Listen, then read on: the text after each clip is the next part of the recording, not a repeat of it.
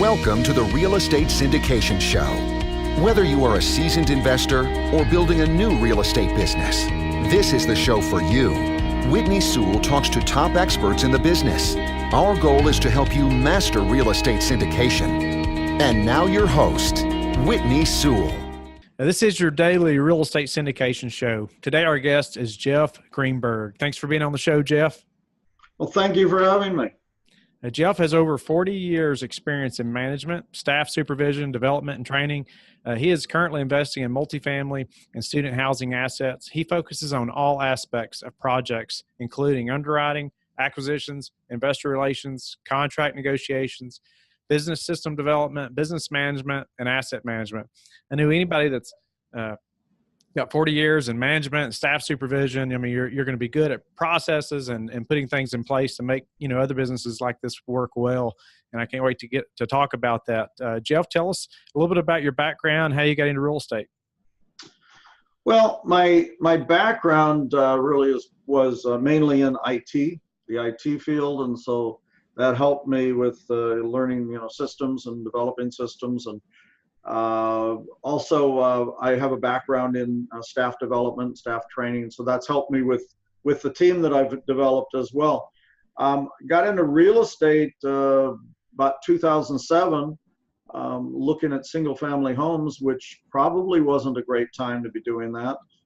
We were looking at REOs. The banks weren't giving up the properties very well. They were hanging on to them. They didn't quite know what to do with them as well. So that wasn't great. But we started looking at, or bumped into somebody that was doing multifamily. And I liked that a lot more. The extra zeros behind the numbers, the fact that I could leverage my funds along with other people's funds, mainly got me into the multifamily field. So you started in single family. Did you build a portfolio of single family before you went to multifamily, or was it pretty quick? No, I actually didn't buy any multifamily properties other than my personal residence. I've never bought a single family home other than my personal residence. Wow. The first property we bought was a 5 fourplexes. 20. We treated that as a 20-unit property. Nice. Well, so how did you feel confident or have enough confidence to purchase a property that size for your first purchase? Well, I did a little bit of the guru circuit, so I did get the background on that. I learned how to underwrite. I learned how to raise money. So I did have the confidence from that. It was difficult. I mean, certainly we were scared to death doing it, but we successfully did it. And, from there we had a lot more confidence with that. But initially, I think anybody that gets into it is going to have a certain degree of fear. Sure. I like how you talked about raising money, learning to underwrite, doing those things before you went into that property. And I think, our listener can really relate to that situation. Could you talk about how you even had confidence to raise money when you had no experience? Well, that was tough. And, I talked to people about that a lot, but, there was other people that we had met that had done it before. Now, typically I tell people to partner up with somebody that's done it before and get some, firsthand knowledge from them and get the experience from them. We really didn't do that. There was the two of us. We were both new.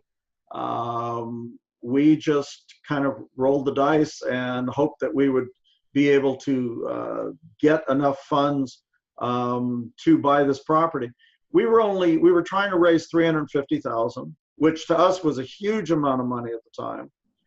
And we had a tough time doing it. My partner mostly got it from either old employers or old friends or coworkers. I got it mostly from real estate clubs and different events that I had gone to, that I had met different people along the way. But it was scary and it was difficult, but we managed to do it. What was the most difficult part? I mean, was it the questions that you were getting, or was it meeting the people? What was the most difficult? Well, the most difficult was people having confidence in us. You know, we hadn't done it before, so why is my money safe? Why should I trust you with my money? And then some of it may have been the deal. It was a small deal. It was in a town called Harlingen, Texas, which nobody had ever heard of.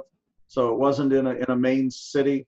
You know, it was a lot of it that, you know, people, yeah, I'm surprised a lot of people did trust us with their money at the time because we didn't have the experience. I think the plus was it was practically a brand new property. We bought it in 2010. It was built in 2003. Excuse me. I'm sorry, 2007. So it was a 3-year-old property. I think, you know, just that in itself. Also, it was 100% occupied. So, you know, you think about that and say, wow, that's great. 100% occupied, 3-year-old building, everything's going to go great. Well, the problem is there was no value add. The only value add we had was increasing the rents, and they were already paying their own electric. The only thing we could build back was water. And so that was our plan, was to raise rents and to build back water. Well, the raising rents was slow, very slow and very difficult. And the building back on water was met with great resistance. So it was a very successful, well, it was a successful property, but it certainly didn't bring in the numbers we had expected or hoped for, because it was a very stable property. Now I don't even look at stable properties if there's no significant value add. We didn't know that at the time. I think it's interesting. I mean, you learned a lot, obviously, and some the hard way, right? What else about that deal? You know, I mean, being your first deal, you raised the capital. I mean, I guess that gave you confidence, though, right, to move on to the next deal. But would you say investors stuck with you and invested on the next deal, or what was their relationship or their, I guess, their thought process about that deal, even though it didn't come out the way you we Mm-hmm. Some of the investors are still with us in other deals. They've gone to other deals with us. Well, what we hoped that the investors got out of it was the trust in us, because we stuck to it. We stuck to it for 6 years on that property. And besides the acquisition fee and a small profit at the sale of the property, we didn't get a dime. Wow. So for 6 years, we ran that property, and they've got a preferred return, and we didn't get a dime. So we performed for our investors. Even though the property wasn't the greatest deal, they did better than they would have in the bank. They were able to see us perform, and so a lot of them stuck with us on future projects. Could you talk to that subject just a little bit about performing for the investors? And, you know, I mean, that was a big decision, right? To not take anything from the property, to make sure investors were paid, and you all keep managing it for 6 years. But how has that paid off, you know, since then? I just think it's, you know, like I said, that showed your investors that you all were serious and that you cared about that relationship. Did you agree? Oh, absolutely. And that's the thing is they showed that we showed we have had integrity, or still have integrity, hopefully. But for those 6 years, we had a quarterly meeting every quarter. We got on conference calls. We told them exactly what was going on. And we stuck to it even though we weren't getting paid. So as I said, a lot of those investors are still with us. They've come together on other deals for us. And, you know, that's what you need to build as far as if you want to develop in this business. I think it's mandatory that you create this trust, even though we weren't getting paid. You know, the investors were being taken care of, and that's what this business is all about. It's about integrity. It's about taking care of your investors. If you don't, you know, you're not going to last long in the business. So at some point you all, I guess, switched from, or maybe you're still doing multifamily, but you're focusing more on student housing. Is that right? It isn't that we switched. It's more that this is what we found. We found student housing, a couple student housing properties. But we're still looking at multifamily, so we're looking at different things. So tell us about why you would even look into student housing as opposed to just sticking to large multifamily properties that weren't student housing. Well, the main reason we got into the first student housing was I had an intern that found the property for me, and it looked like a good deal and the numbers looked good, and so we went for it. But the other student housing properties we've looked at had their own degree of distress, because typically we're looking for properties that are either in physical distress or management distress or owner distress, one of those things. And while everybody else is right now looking at properties that have value adds and maybe have distress, there weren't that many people looking for student housing properties in distress. And it is easier to get a student housing property into distress with mismanagement. It's a very unique niche in the multifamily market, and if you don't know what you're doing, it's pretty easy to get into trouble. And so right now we have two properties that we're in trouble. One of them's we've already pulled out. The other we've just recently got and are still working on it. But it's just it takes a special management company to handle student housing. It's just not a typical property management company to do that. Can you tell us what's some difference in, say, numbers when we're analyzing a deal that's for student housing? Can you give us some guidance on things we should be thinking about for student housing as opposed to some ways we may normally run numbers on a property? Well, the thing is in student housing, you're going to have a lot of turnover. Okay. And one of my properties, we're turning over about 90% a year. Another one of the properties is too new, so we don't know that one yet. Well, actually, two of the properties are too new. We don't know what kind of turnover we're going to have yet. But we always budget more for the turnover. People are concerned about significant damage to the properties. We've all probably watched Animal House, and so we have this image of what's going on in the properties. And for the most part, we haven't seen that. We haven't seen extreme damage in the properties, more so than we have in some of our C or workforce housing. So that's not the issue, but you do have the turnover, and turnover cost is one of your biggest expenses. So that's always something to be concerned about, and so we always put a higher budget in there for turnovers. On the other side of it, though, is typically your revenues. Your revenues are much higher than what you're normally going to get on that type of property. So you do get compensated for that, and that's also one of the reasons we like that. The other thing is more than likely your marketing budget is going to be higher. You're going to be paying more for marketing. You're probably going to end up paying your property manager more than you would on a similar product that wasn't student housing, because they've got to work for it. There's a lot more work involved, not only with the turnover, but with the marketing and being involved with the university or the school. It's going to be more time consuming. So typically your management fees are higher. But those are, some of the main differences. What are some ways we can know we have good management for student housing? I know you talked about it's easier to get a student housing property in distress, than it is a multifamily, just regular multifamily. And so how do we select a good management company for student housing? Well, on any property management company, when you're interviewing, you want to make sure that they specialize in whatever niche it is that you're in. If it's a C property, a B property, A property, you want to make sure that that's their specialty and it's not just kind of a sideline. That's the main thing is, you're going to check your references to see what other people have to say about their performance. Look at the rest of their portfolio that they're managing to see how well those are performing.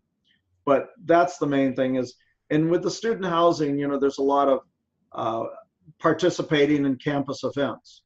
Campuses typically will have, lease up events where you'll have a table or a booth, and your leasing company will be out there, promoting all the properties that they're managing. They're typically going to have a website for offsite housing. They may be involved with the housing department, offsite housing department with the university, and getting their name in their advertisement in those documents. We've also been active with the sports teams, where we're actually donating or sponsoring the athletics department, where we're getting advertisement stuff. And in our Georgia property, we actually have we get 2 60-second spots on their jumbotron for every home basketball and home football game that we get an ad for a $3,000 annual donation. And wow. We've got our tenants being interviewed that shows up at every home basketball and football game. So it's that kind of involvement, community involvement, that takes a little bit more with the student housing. Wow.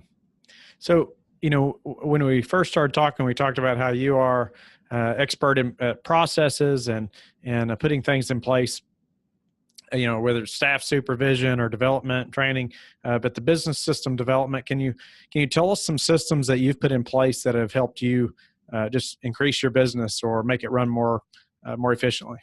Mm-hmm. I have a team of, I believe we're at 9 right now, where I have my acquisition people, I have my underwriters, I have my chief operations officer who's acts as our team lead. We communicate on Slack. Those of you not familiar with, it's basically an instant messenger platform online that you can put things into channels. So not everybody is hearing every conversation that's going back and forth. We have different channels for either different markets, or when we start getting down to specific properties or neighborhoods, we break out the channel so we can keep the chatter limited to specific details. Once we start getting down to an actual property, we will have a channel for that property. So you can imagine if you've got hundreds of conversations going back and forth, that it would be pretty difficult if you didn't break it out into channels, and otherwise you're going to spend your whole time reading everybody's messages. So that was a great find, being able to do that. One of my team members brought that to us. So me as the CEO, I get the opportunity that I go in there, and every conversation that I haven't read is highlighted, so I can go in and read. So it's as if I am a fly on the wall in every cubicle or every office, that I could go and see what the conversations are going on. I could jump in and participate if I want, or I could just let the conversations continue.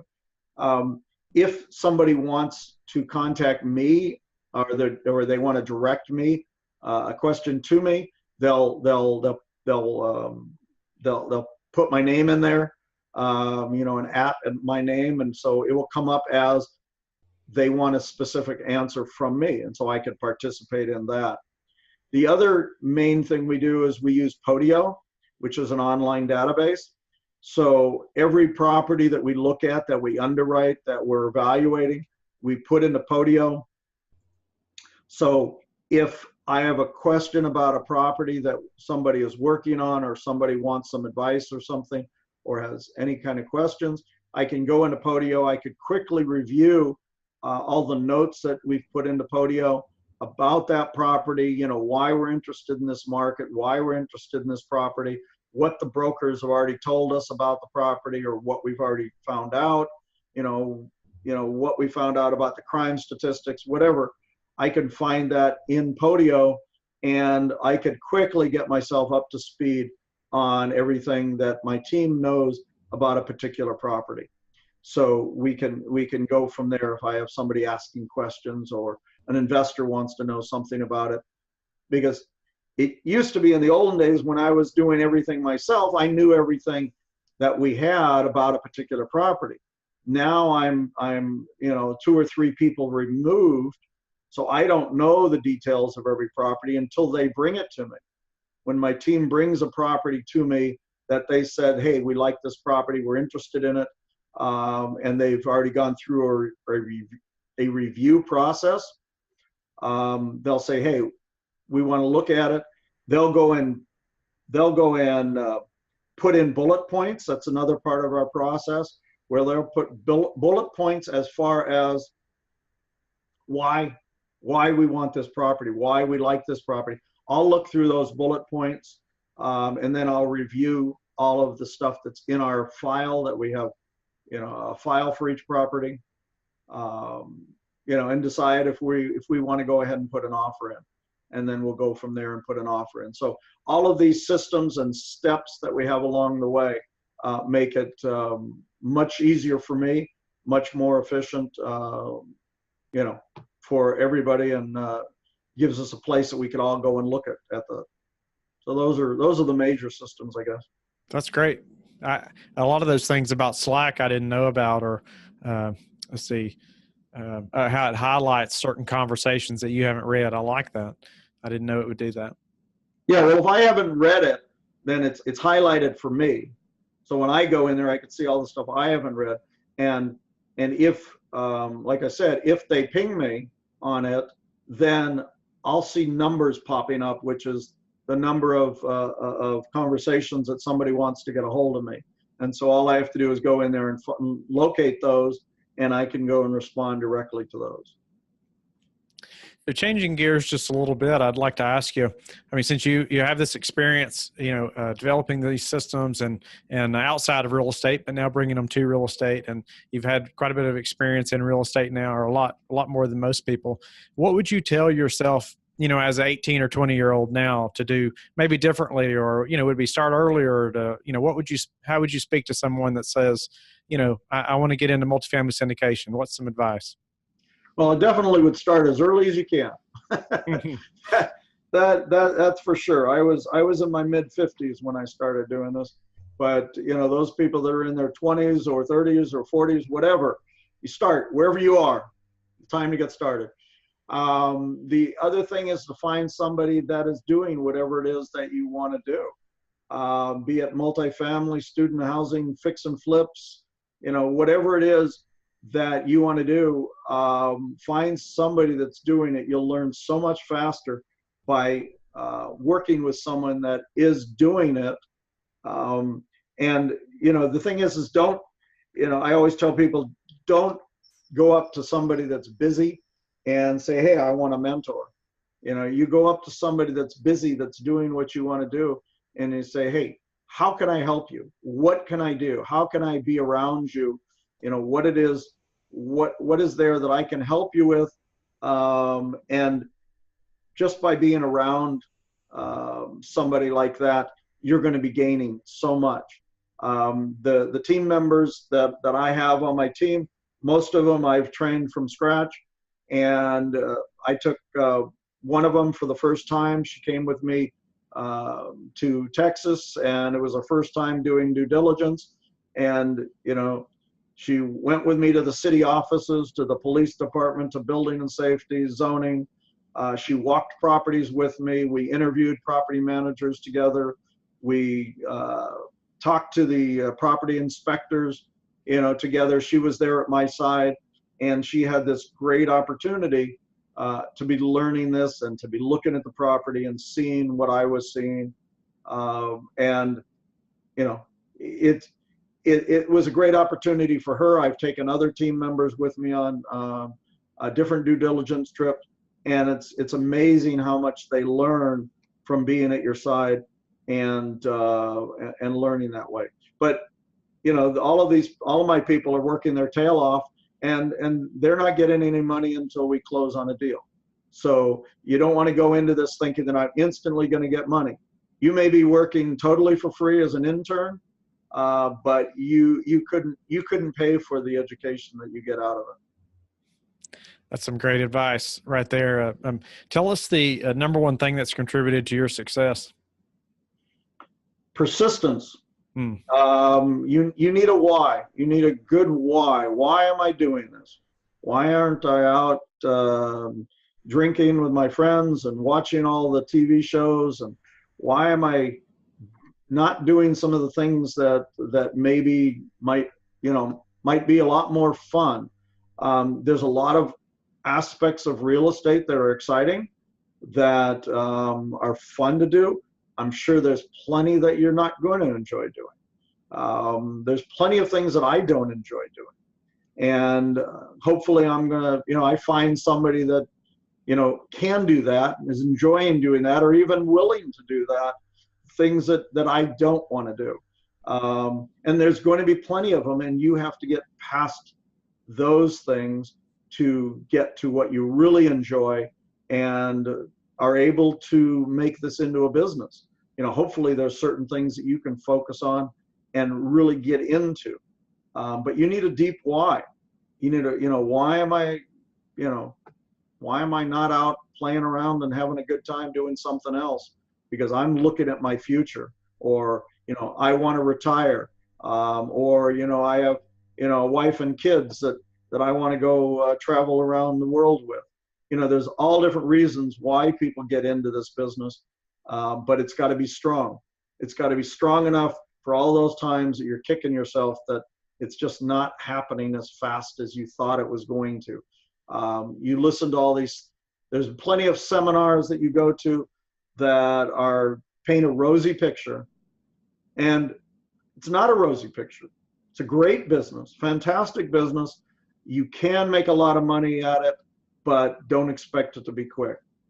If you expect it to be quick, you're going to be disappointed. Now there are lucky people. You can be lucky, and maybe you're going to strike it rich the first time out. But I would say 99% of the people had to work their tail off to get where they are. Yeah, I think going in with that mentality, knowing it's going to be a lot of work and it may not happen right away, keeps you from getting so frustrated when you get hit in the face or knocked down a few times. Absolutely. Everybody does. And anybody that tells you that they haven't been knocked down or they haven't made mistakes, is lying to you, or they're sitting there watching TV doing nothing. Jeff, that's some great advice. And unfortunately, we're out of time. Would you tell the listener how they can get in touch with you and learn more about your business? Yeah, you can go to my website, which is synergetic.ig.com, synergetic.ig.com, or you can get a hold of me, Jeff, at the same spelling at synergetic.ig.com. I'm also on Bigger Pockets. I participate there, not as much lately. Time is crazy. But anyway, you could contact me at Bigger Pockets, and I'll get back to you as well. Great. Well, thank you so much, Jeff, for being on the show. You provided so much value, and I'm thankful for all the listeners, and we will talk to you tomorrow. Thank you very much for having me. Thank you for listening to the Real Estate Syndication Show, brought to you by LifeBridge Capital. LifeBridge Capital works with investors nationwide to invest in real estate, while also donating 50% of its profits to assist parents who are committing to adoption. LifeBridge Capital, making a difference, one investor and one child at a time. Connect online at www.lifebridgecapital.com for free material and videos to further your success.